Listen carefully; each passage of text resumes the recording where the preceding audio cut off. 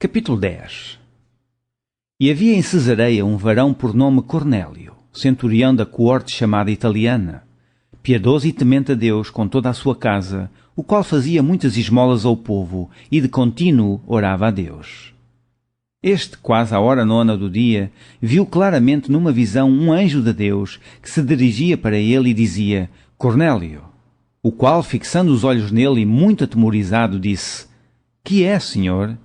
E disse-lhe: As tuas orações e as tuas esmolas têm subido para a memória diante de Deus. Agora, pois, envia homens a Jope e manda chamar a Simão, que tem por sobrenome Pedro.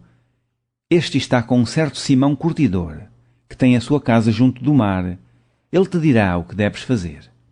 E, retirando-se o anjo que lhe falava, chamou 2 dos seus criados e a um piedoso soldado dos que estavam ao seu serviço.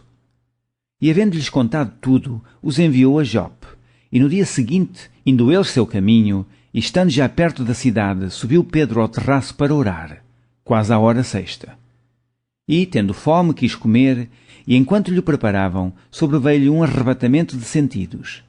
E viu o céu aberto, e que descia um vaso, como se fosse um grande lençol atado pelas 4 pontas, e vindo para a terra, no qual havia de todos os animais quadrúpedes, e répteis da terra, e aves do céu. E foi-lhe dirigida uma voz: Levanta-te, Pedro, mata e come.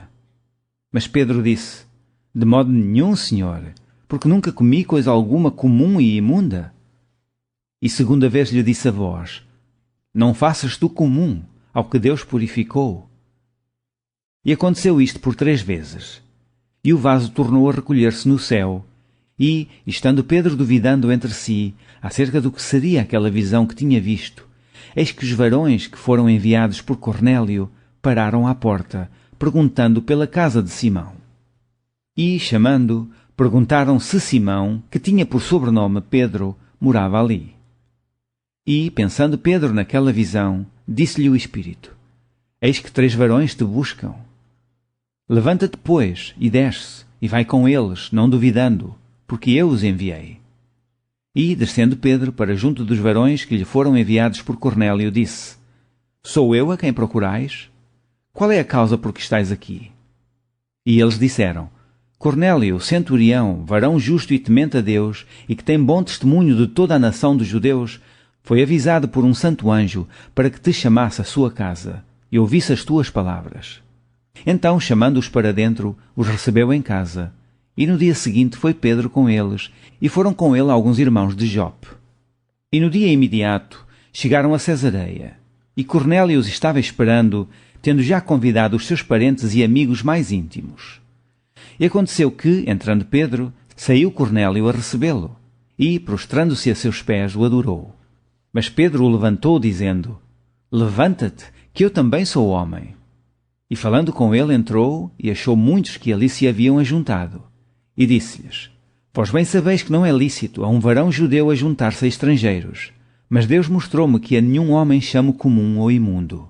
Pelo que, sendo chamado, vim sem contradizer. Pergunto, pois, por que razão mandaste chamar-me? E disse Cornélio: Há 4 dias estava eu em jejum até esta hora, orando em minha casa à hora nona.